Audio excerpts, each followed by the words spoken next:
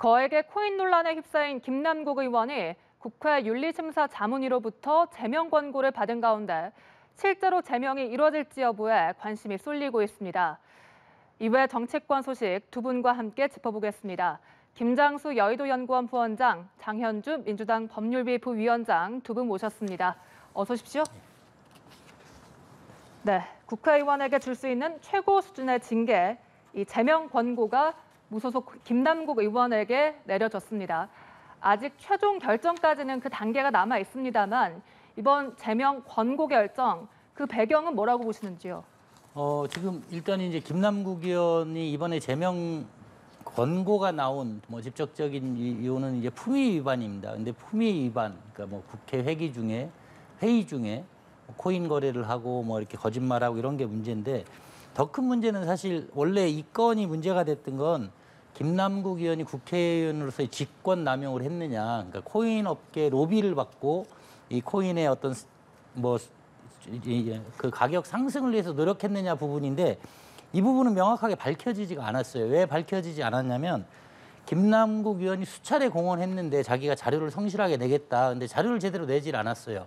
그러다 보니까 직권남용, 일종의 뇌물죄라고 할 수 있는 이 부분에 대한 범죄 혐의가 정확하게 밝혀지지 않다 보니까 그냥 품위유지 위반만 가지고 이렇게 했는데, 그것 치고는 세죠. 그렇지만 이제 윤리심사 자문위원회에서는 아마 이렇게 제대로 조사에 응하지 않아서 어떤 부분 더 큰 범죄 혐의가 밝혀지지 않았기 때문에, 그래서 이제 전반적으로 엮어서 제명 권고를 한 게 아닌가 이렇게 생각하고 있습니다.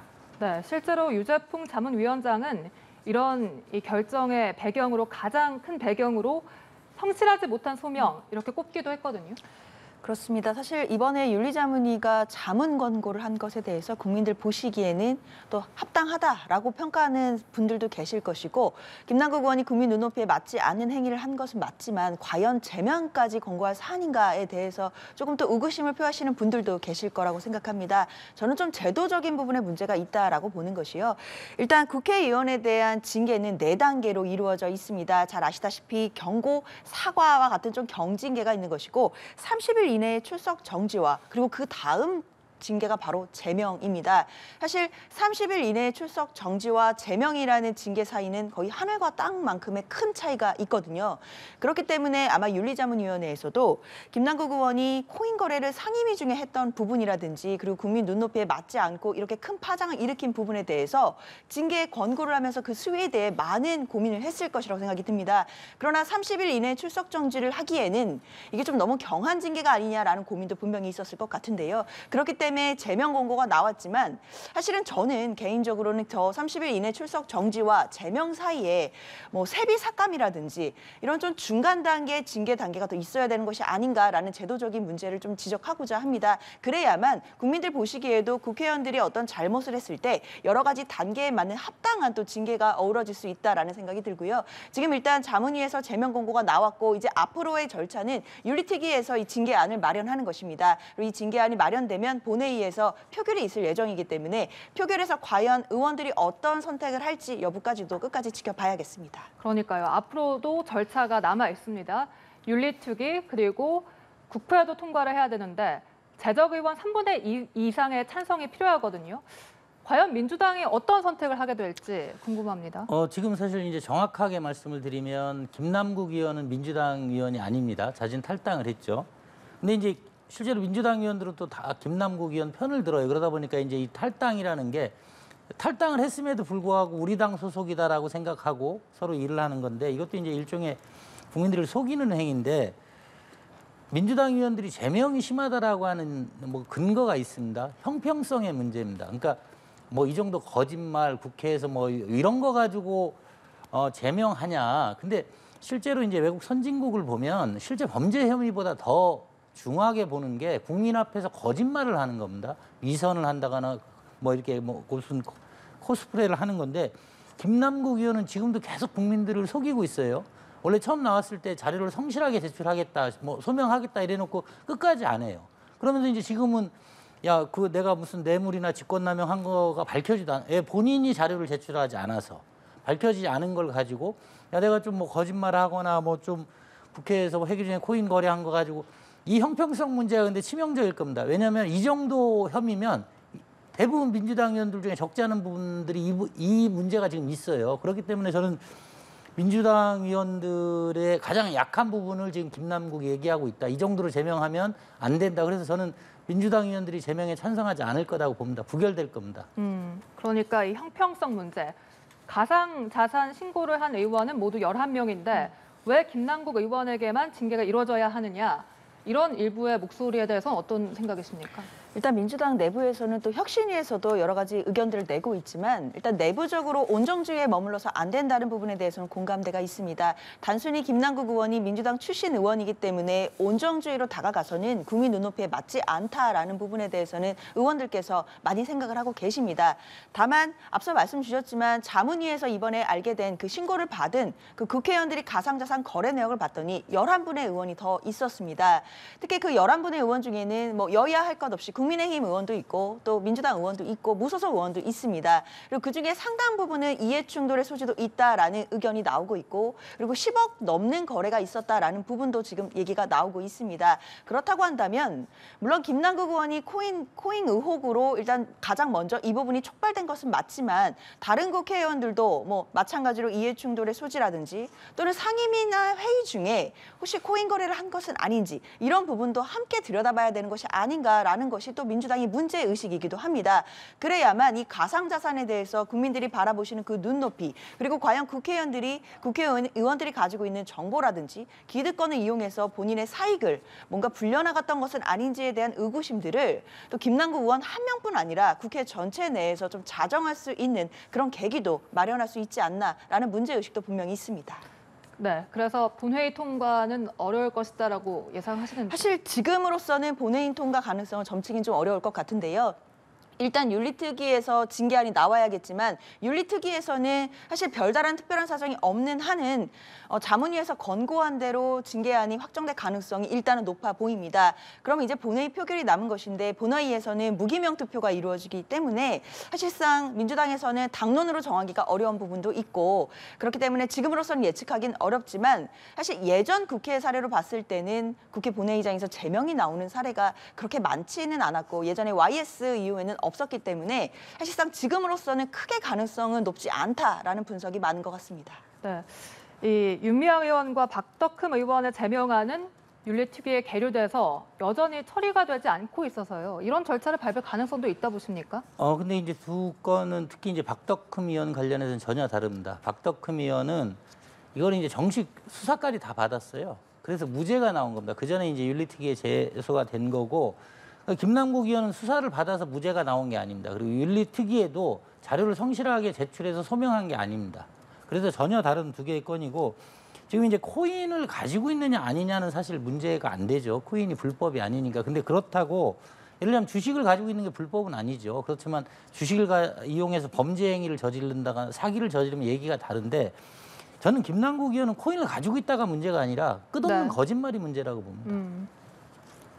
네, 그러면 김남국 의원의 자진 사퇴 가능성은 어떻게 보십니까? 자진 사퇴하지 않을 겁니다. 물론 이제 임기가 1년 남았고 상식적으로는 김남국 의원이 이제 정치적 생명은 끝났다. 그 얘기는 뭐냐면 1년 남았고 그 다음에 공천을 안 줄 거다 그러는데 지금 김남국 의원이나 민주당에 이 문제가 되고 있는 의원들이 믿고 있는 게 있어요. 이게 국민들에게는 공적이 되고 국민들한테는 원성을 쌓아도 또 그쪽 지지자에서는 또 이게 스타가 되는 분위기가 있어요. 그러니까 김남국 의원이 자기가 자진 사퇴를 하면 자기 잘못을 인정하는 게 되고 뭐 조국도 똑같죠.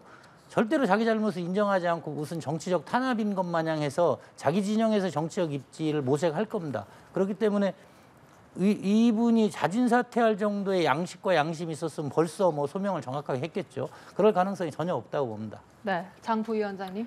저도 김남국 의원이 자진 사퇴할 가능성은 지금은 뭐 높지 않다라는 생각엔 동의합니다. 다만 그래도 김남국 의원은 상임위 기간 중간에 본인이 코인 거래를 했던 부분에 대해서는 사과를 했습니다. 그리고 나머지 의혹들에 대한 부분, 특히 뭐 미공개 정보를 뭐 이용했다라든지 아니면 자금 출처가 의심스럽다든지 이런 의혹에 대해서는 이미 검찰에서 수사 중입니다. 그 수사 과정으로 또 밝혀야 될 부분들이 있는 것이고 김남국 의원은 그 부분에 대한 혐의를 전혀 지금 부인하고 있는 상황입니다.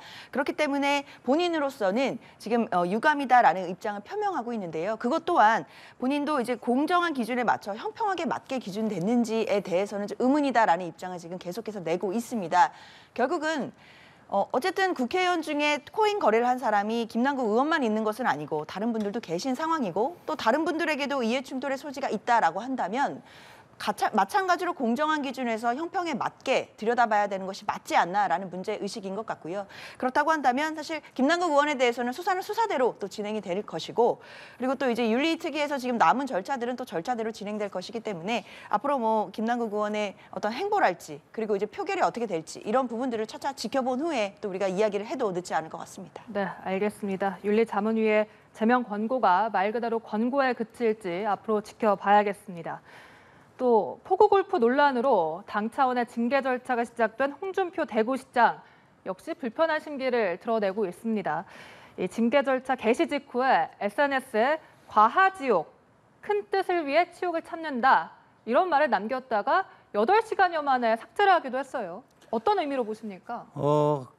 과지옥을 썼다는 거는 쉽게 말씀드리면 자신은 잘못한 게 없는데 지금 상황에서 제가 이제 탄압을 받고 있다 보니까 이 치욕을 참고 넘기겠다 이런 뜻인데 저는 이 정치인들한테 가장 중요한 게 공감과 소통 능력이라고 봅니다. 물론 이제 15일 그 상황에서 골프를 칠 때 거의 뭐 휴일이었고 뭐 비가 많이 예상이 안 됐다. 그럼 그렇게만 해명했어도 훨씬 논란이 되지 않았을 겁니다. 근데 홍준표 의원은 어디서 왜 그런 잘못된 생각을 하는지 문제를 제기하면 그거를 아주 무슨 뭐 대받아치는 게 무슨 지도자의 뭐라고 생각을 하는 겁니다. 그러다 보니까 아니 폭우가 예상되는 상황에서 골프 친 것도 문제인데 이제 그 다음에 그거에 대처하는 자세가 문제거든요. 그래서 지금 제가 지역에서 보면 우리 당 지지자들 그전에 홍준표를 지지했던 분들도 열에 10명이 다 잘못했다고 하는 겁니다. 그러니까 골프는 쳤을 수 있습니다. 그때 비를 많이 예상을 안 했고 뭐 대구 지역 그런 상황이 아니었다 하니까. 근데 그 다음에 그 실제로 일이 그렇게 전개가 안 됐으면 제가 좀 부주의하게 잘못했습니다 이렇게 하고 사과하고 하면 끝났을 일을 마치 무슨 이게 자신에 대한 정치적 탄압이나 좀 일종의 좀 심하게 얘기하면 아니 언론이 뭐 지금 홍준표 대표 뭐 홍준표 시장 탄압하려고 하는 일종의 좀 과대망상도 있는 것 같고 지금 이런 수해 국면에서 국민 정서와 감정을 정면으로 거스리고 있습니다. 그래서 저는 이에 대해서 당에서 적정한 수준의 징계가 돼야 된다고 보고 홍준표 시장도 본인을 위해서라도 겸허하게 반성하는 모습을 보여야지 이걸 마치 무슨 정치적으로 어떻게 풀어가려고 하는 모습은 본인에게나 당에게 매우 좋지 않다 이렇게 보고 있습니다. 네, 홍준표 시장이 이렇게 SNS 글을 올렸다가 삭제를 하고 최근 연이틀 들어서는 계속해서 사과를 하고 있거든요. 네. 사실 징계 절차가 개시된다라는 이야기가 나오니까 홍준표 시장이 사과를 했던 장면 다 기억하실 겁니다. 그때 저렇게 또 고개를 숙여서 사과하는 모습을 보고 네. 홍준표 시장이 그래도 반성을 하고 있는 건가라는 생각을 국민들께서 하셨던 분들도 계실 것 같습니다. 윤리위 징계 개시 전날이잖아요. 전날입니다. 그렇기 때문에 사실 정치적인 의도가 있다라는 해석도 있었지만 그래도 사과를 했으니까 그 부분에 대해서는 인정해줘야 되는 것이 아니냐라는 이야기도 있었거든요. 그러나 그런 후에 징계 절차가 개시가 되고 나니까 SNS에 과하지옥이라는 말을 올렸다가 이제 삭제를 하는 장면을 보게 되면서 사실 그 큰 뜻을 위해 치욕을 참는다는 뜻이지 않습니까? 그럼 결국 그 치욕을 견딘다는 게 저 사과하는 장면이 치욕이었다라는 거로밖에 해석이 안 됩니다. 그럼 사실 폭우 속에 골프를 쳐서 국민들께 그리고 수해를 입으신 그 국민 여러분께 상처를 드렸던 것, 그 부분을 사과하고자 했던 진정성이 과연 있었던 것인지 단순히 본인의 정치적인 큰 뜻을 위해 그 사과라는 치욕을 견뎠다라는 의미로 국민들이 받아들여야 하는 건지 사실상 홍준표 시장의 진의가 어떤 것인지가 정말 헷갈리는 그런 장면이었습니다. 네, 최근 들어서는 연이틀 사과를 또 하고 있고 그래서 홍 시장의 소명을 듣고 징계위가 이제 결정을 하는데 어느 정도의 수위를 예상하시는지요? 뭐 이런 경우 이제 지금 문제가 되는 게 무슨 범죄를 저지르는 것도 아닌데 그래 저는 그래도 뭐 어느 정도 이상의 당원권 정지는 불가피하다. 왜냐하면 사과라는 거의 핵심은 진정성입니다. 근데 사과하고 또 그거를 또 뒤집고 하면서 마치 이렇게 분노하는 국민들을 조롱하는 듯한 태도 아주 바람직하지 않기 때문에 일정 기간의 당원권 정지가 필요하다 이렇게 보고 있습니다. 네, 역시 당원권 정지 이상의 중징계가 내려질 것이라고 예상하십니까? 저도 좀 동의하는 부분이 있는데요. 특히 징계 절차 개시가 될 거다라는 얘기가 나오고 사과하기 전에는 제명 얘기까지 나왔었습니다. 2006년도에 홍문종 전 의원 사례까지 나오면서 제명 가능성까지 나왔기 때문에 홍준표 시장으로서도 기자회견을 열고 저렇게 고개 숙이는 사과를 했던 것으로 봐야 될 것 같은데요. 그러나 지금 그 이후에 과화지역이라는 말을 올렸다가 삭제하는 등 이 사과가 진정성이 있었느냐에 대해서도 분명히 징계 윤리위원회에서도 이 부분을 참작을 할 것으로 보입니다. 그러면 제명까지는 아니더라도 당원권 정지 6개월에서 혹은 1년 이상도 나올 가능성이 있는 지금 사안이라고 봐야 될 것 같고요. 어느 정도 중징계가 나오지 않는다라고 한다면 국민들께도 이 부분은 납득시킬 수 어렵다라는 문제의식이 국민의힘 내부에도 있을 거라고 생각합니다. 네, 알겠습니다. 윤리위는 오는 26일에 회의를 열어서 홍 시장 측의 소명을 들은 뒤 이 징계 수위를 결정할 방침입니다. 또 통장 잔고 증명서를 위조한 혐의로 이 재판에 넘겨진 윤 대통령의 장모 최 씨가 항소심에서 실형을 선고받고 법정 구속됐습니다. 민주당은 윤 대통령 입장 표명과 사과를 촉구하고 나섰는데 대통령실은 별다른 입장을 표명하지 않았거든요.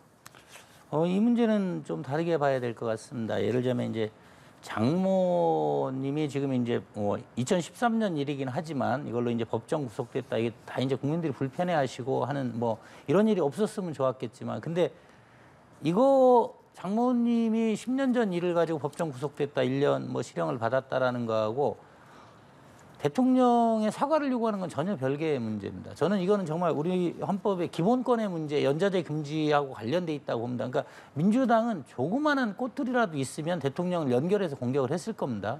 근데 2013년에 장모님이 그 전서부터 했던 사업을 하는 과정에서 이것도 물론 이제 보는 사람에 따라서 뭐 전혀 다른 입장이 나오고 있는데 이거 대통령이 관여했다는 게 전혀 안 나오는 거 아닙니까? 있었으면 벌써 민주당에 얘기를 했을 겁니다. 대통령이 모르고 따로 사시는 장모님이 사업하다 10년 전의 일이 지금 문제된 거를 현직에 있는 대통령 보고 사과하라는 게 이건 정말 정치적인 공격 이상의 의미가 없다. 그리고 이거를 10년 전에 있었던 일을 현직 대통령이 뭐 사과라는 어쨌든 그 재판하고 연계돼 나가는 거, 사법부의 결정에 반응을 하는 거가 저는 좋은 선례도 절대로 아니다라고 봅니다. 그래서 이거는 민주당이 이 뭐 전혀 별개의 문제를 정쟁화하고 있다 이렇게 보고 있습니다. 네, 알겠습니다. 대통령실 관계자는 이 법정 구속에 대해서 사법부 판결이고 언급 대상이 아니다 이렇게 말을 합니다. 사실 대통령실의 이야기는 당연히 판결에 대해서 이래라 저래라 얘기할 수 없는 거 당연합니다. 그러나 일단 지금 현직 대통령의 장모가 법정 구속이 되는 진짜 사상 초유의 사태가 발생을 했습니다. 이런 사례가 앞으로도 발생할 수 있을지 저는 의문일 정도로 정말 좀 참담한 상황이라는 생각이 듭니다. 그런 상황에서 대통령실에서 아무런 입장을 표명하지 않는 것 자체는 국민들께 의무를 다하지 않는 거라고 생각됩니다.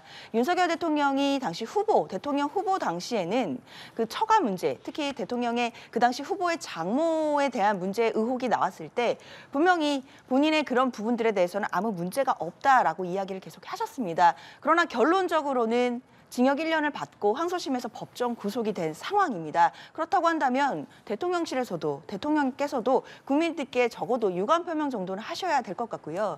그리고 문제는 민주당이 이야기하는 것은 지금 이른바 윤석열 대통령의 처가 리스크가 이것으로 끝이 아닌 것 같기 때문입니다. 지금 양평 고속도로 그 종점이 변경안이 되는 부분이 그 김건희 여사 일가에게 특혜를 주는 것이 아니냐라는 의혹은 현재 진행형입니다. 이 관련해서 원희룡 장관이 양평 고속도로를 백지화하지 않았습니까? 그 이후에도 이 국정조사라든지 이런 부분들은 계속해서 논쟁이 되고 있는 부분이기 때문에 이런 부분, 그리고 김건희 여사의 그 도이치모터스 주가 조작 사건이라든지 여러 가지 처가와 관련된, 그리고 김건희 여사와 관련된 여러 가지 의혹들이 있습니다. 그 부분들에 대해서도 계속 연결될 수 있는 사안이기 때문에 대통령실에서도 이 부분을 매듭짓기 위해서라도 국민들께 유감 표명이라도 해주시는 것이 그래도 도리가 아닌가라는 생각이 듭니다. 네, 여야가 공방을 벌이는 게 또 하나 있습니다. 대통령 관저 선정 과정에서 천공이 아닌 풍수 전문가가 후보지 답사를 한 것으로 드러나면서 여야가 공방을 벌이고 있는데요.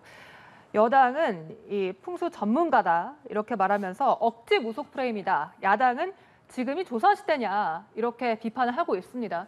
이번 공방은 좀 어떻게 봐야 될까요? 일단 먼저 이제 그 무속 관련해서요. 이 현지 답사를 했다는 백재권 교수는 지금 중앙일보에도 그 전에 칼럼을 쓰셨던 분입니다. 그러니까 풍수 지리, 뭐 풍수학을 무속하고 연결시키는 민주당의 그 대범함에 이건 전혀 다른 문제입니다. 그러니까 무속이라는 거하고 풍수는 뭐 양측면이 같이 있을 수 있지만 뭐 자연 환경과 인간과의 관계 그거 어떻게 이제 그걸 배치할 거의 문제인데 풍수 전문가라고 그래서 이걸 무속 신앙과 바로 연결시키는 것도 그렇지만 저는 민주당의 이 양치기 소년 버릇 이거 정말 반성해야 됩니다. 이게 처음에 어떻게 나온 얘기입니까? 국방부 대변인을 지낸 부승찬이라는 민주당 전 보좌관 위원이 천공에 갔다 왔다고 얘기를 했습니다. 그러면 참모총장까지 팔았어요. 근데 이분이 제주도에서 민주당 총선 출마하려고 하는 겁니다. 그러니까 개인의 정치적인 목적을 위해서 국방부 대변인이 사실도 아닌 국방부에 그 전에 그거를 왜곡해서 발표를 하며 논란을 일으킨 거예요. 이걸로 임기 초에 그 중요한 때 몇 달을 끌었습니다. 근데 그게 그 사람이 문제 삼았던 건 천공이 왔다 갔다라는 걸 문제 삼은 거예요. 근데 그게 사실이 아닌 걸로 밝혀졌지 않습니까? 그럼 사과부터 해야 될 일입니다. 천공이 아니고 다른 풍수 전문가가 왔다 갔다 했더니 이거 같은 무속이다. 이제 이걸 바꾸는데 어디서 이렇게 아니 풍수를 무속하고 연결시키는 것도 그렇지만 제가 처음에 만약에 말을 잘못해서 그 정부 출범 초기에 그런 쓸데없는 논란을 일으켰다 그러면 그 사과와 책임 있는 자세를 취하고 나서 얘기를 해야지 거짓말을 거짓말로 덮으려고 이제 무속으로 끌고 가다 보면 저는 지금 이재명 대표도 만났다, 김정숙 여사도 만났다 하는데 저는 이런 건 중요하다고 보지 않습니다. 자기들의 정치적 이익 때문에 풍수라고 하는 특정한 전문 영역을 이렇게 폄하해서 위기를 모면하려는 민주당의 태도가 정말 문제 있다 이렇게 보고 있습니다. 네, 그러니까 국민의힘은 이 풍수 전문가가 과거 이재명 대표와 김정숙 여사도 만났다 이렇게 강조를 하고 있고 민주당은 물타기다 이렇게 변명을 해도 정당화가 안 된다 이렇게 반박하고 있거든요. 그렇죠. 지금 여당에서는 이 풍수 전문가가 이재명 대표, 김정숙 여사 만났다, 과거에도 사적으로 본 적이 있다 이런 식으로 물타기를 하고자 하는 것 같은데요. 사실 민주당이 이야기하고자 하는 이 문제의 본질은 민간인인 풍수 전문가가 어떻게 군시설을 방문하고 공적인 결정에 개입을 했느냐 이 부분이 핵심입니다. 사실 풍수 전문가가 무속이냐 아니냐 이런 게 중요한 건 아닌 것 같고요. 분명히 저 풍수 전문가는 정확한 공식적인 직함이 있거나 공직자에 있는 자리에 있는 분이 아니지 않습니까? 민간인 신분입니다. 민간인 신분인 분이 어떻게 대통령의 관저로 옮기는 그런 국가의 중차대한 일에 영향력을 행사할 수 있는 것인지 그리고 군시설에 어떻게 들어갔던 것인지 이런 부분에 대해서 당연히 따져봐야 된다는 의혹이고요. 그리고 마찬가지로 만약에 이 풍수 전문가가 자문료를 지급받았다면 어떤 근거로 어떤 자문료를 받았는지 이런 부분까지도 살펴봐야 된다는 것입니다. 그러나 지금 여당에서 이야기하는 건 과거에 이 풍수 전문가가 또 다른 정치인들도 만났다라는 것인데요. 사적으로 만나는 것과 그리고 대통령 관저를 이전하는 이 국가의 중요한 정책적인 문제에서 직접 개입을 하는 것과 이것을 어떻게 같은 잣대에서 비교할 수가 있겠습니까? 이건 전형적인 물타기라고 봐야 될 것 같고요. 지금은 천공이 갔느냐 또는 그 백 교수가 갔느냐 이게 중요한 게 아닙니다. 어떻게 민간인 신분인 사람이 대통령 관저 이전에 개입하게 됐는지 그 뒤에 어떤 사람들이 있었는지 그 의사 결정 과정에 누가 이 부분을 승인하고 결재해 줬는지 이런 부분들에 대해서는 민주당이 계속 치열하게 사실의 진상조사를 밝혀내겠다라는 의지가 확고합니다. 네, 알겠습니다. 또 김영호 통일부 장관 후보자 인사청문회 어제 열렸습니다. 여야가 신경전을 벌이면서 청문회가 한때 파행을 겪기도 했는데요. 일단 야당은 이 강경한 대북관이나 부실한 자료 제출을 문제 삼으면서 날을 세웠고 여당은 해명할 기회를 주면서 방어를 했는데 일단 이 인사청문 보고서 채택 가능할까요? 채택 안 되겠죠. 당연히 민주당에서 안 될 건데 근데 문제는 이겁니다. 지금 민주당에서 반대하는 가장 큰 이유가 강경한 대북관입니다. 근데 이게 말이 강경한 대북관이지 민주당이 이제 본인들이 생각하는 거하고 다르면 이제 강경하다, 극보수다 이렇게 얘기하는데 사실 지금 김영호 통일부 장관이 주장하는 통일이 사실 우리 헌법에 훨씬 더 부합하는 방식입니다. 우리 헌법은 자유민주주의 통일을 언급을 하고 있어요. 근데 그 사이에 문재인 정부나 민주당 쪽에 어떻게 보면 더 국자적인 분들이 민족적 감성주의 이런 거 입각해서 연방제 통일도 괜찮은 것 마냥 아니면 다른 그러다 보니까 민주당 시각에서 보면 이게 강경하고 우파로 보일 수 있지만 이게 헌법에 훨씬 더 가까운 입장이고 민주당이 지나치게 지금 국자적인 통일관을 가지고 있기 때문에 쉽게 얘기하면 더 왼쪽에 있는 분이 보니까 중간에 있는 분을 오른쪽으로 모는 격이에요. 그래서 저는 지금 상황에서 민주당도 진지하게 더군다나 북핵이 이렇게 개발됐고 북한이 우리하고 약속을 전혀 안 지키는 상황에서 본인들의 통일관을 다시 점검을 해야지 자기들하고 다른 사람들을 극우 보수다 뭐 이렇게 몰아가는 거는 상당히 바람직하지 않은 태도다 이렇게 보고 있습니다. 네, 이 인사청문 경과보고서 채택 기한이 24일까지인데 채택이 되지 않아도 대통령이 임명은 할 수 있습니다. 일단 이 인사청문 경과보고서 채택 여부 어떻게 전망하시는지요? 일단 말씀 주신 것처럼 24일까지가 기한이기 때문에 일단은 일정을 조율해서 최대한 채택할 수 있는지 여부를 여야가 따져볼 것으로 보입니다. 하지만 채택되지 않을 가능성이 지금으로선 더 높다고 보이고요. 다만 대통령이 채택되지 않으면 보고서를 다시 한번 요청을 하게 될 것이고 재송부 기간을 지나게 된다면 대통령이 그때는 국회 인사청문회에 상관없이 임명을 할 수가 있습니다. 그러나 국회에서는 특히 이제 민주당의 입장은 그렇습니다. 사실 지금 김영호 그 장관 후보자가 과연 이 장관직에 맞는 적합한 대북관을 갖고 있는지 그리고 정책적인 방향이 맞는지를 청문회에서 더 검증을 했었어야 하는데 김영호 후보가 활동했던 것으로 알려져 있는 유튜브 계정이 이미 폐쇄가 되었습니다. 그래서 그것을 지금 복구하는데도 시간이 많이 걸린다라는 해명을 지금 내놓고 있기 때문에 사실 그 유튜브의 내용을 조금 더 검증하기도 어려웠던 부분들도 있고 그리고 관련해서 부동산 매매 계약서라든지 이런 부분들에 대해서도 자료를 제출하지 않고 있습니다. 사실상 실질적으로 제대로 된 청문회가 이루어졌다라고 보기가 어려운 상황이고요. 그렇다고 한다면 민주당으로서는 이런 청문회 상황으로서는 청문 보고서를 채택하기가 어렵지 않나 이런 생각이 듭니다. 네, 알겠습니다. 지금까지 김장수 여의도연구원 부원장, 장현주 민주당 법률위 부위원장 두 분과 이야기 나눠봤습니다. 오늘 말씀 고맙습니다. 네, 고맙습니다.